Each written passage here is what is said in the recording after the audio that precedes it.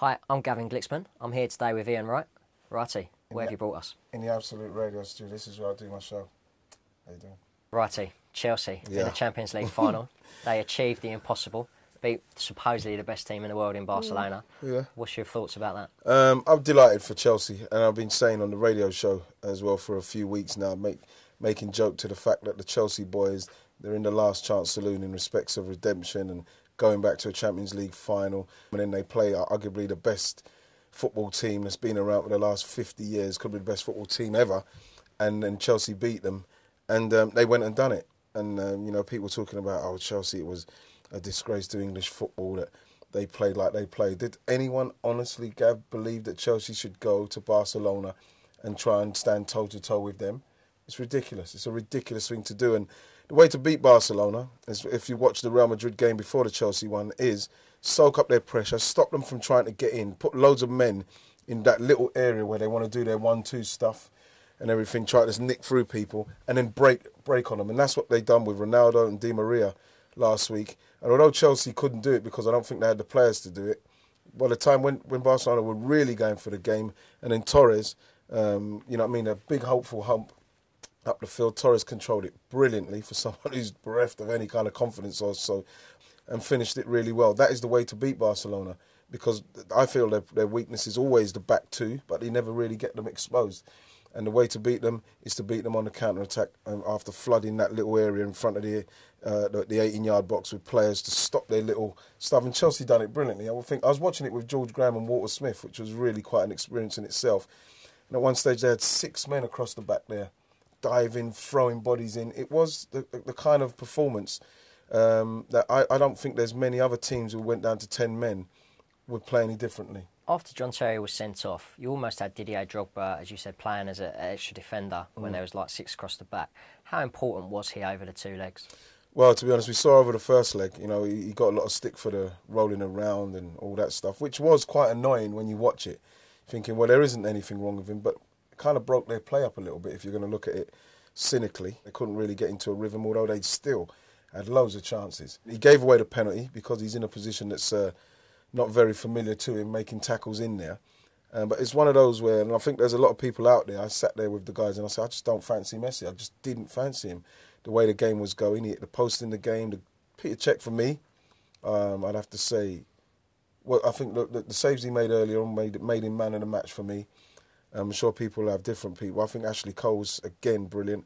But like Drogba, in the end, he got so tired. If they didn't take him off at that stage, he most probably would have gave away something else. So he was fantastic. He done a job for the team, and it's redemption for him, hopefully. The way he got sent off, and he disgraced in the last one in Moscow, and I was there. You know what I mean? I'm sure it's something that maybe in his last season for Chelsea, he wants to go back and try and repay the Chelsea fans. And you know what? It couldn't happen to a nicer bloke in that respect. You deserve all the luck you get. Chelsea will have to obviously play Bayern Munich without a number of key players, including captain John Terry. When JT did what he did, what went through your mind? Well, like he said, you know what I mean? He's not that kind of player.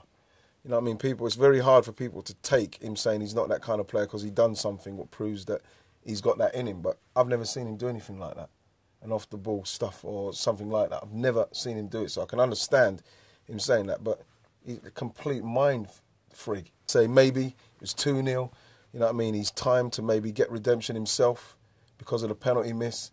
Seemed to be like ebbing away or going away from him, and he just thought he just done it for that reason. That's the only explanation I've seen that I could say. Well, yeah, maybe, but still, the captain, the club. If Chelsea win or if Chelsea lose, it's something that he will never ever get over. You thought with the penalty miss was something he'd never get over. But honestly, for somebody myself who missed the Cup Winners' Cup final.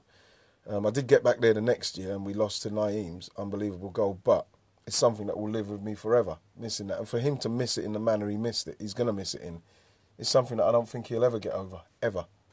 Looking at what Roberto Di Matteo has achieved now, obviously, has he done enough to get that job? People say he's placated the so-called senior players, but I didn't think they needed placating. I think they just needed to keep them going, massage them even more. For me, AVB, you know what I mean? Keep them going, keep them on your side, get to wherever they want to get in this season, and then at the end of the season, when he's proved what he can do, because the same players that Di Matteo's got, he could have done the same thing, but his approach and his attitude is obviously not right. Di Matteo's come in, and like people might say, he's massaged the ego of the senior players. Look where they are. They're in 2 finals. I mean, AVB, I think his shortcomings were really shown up.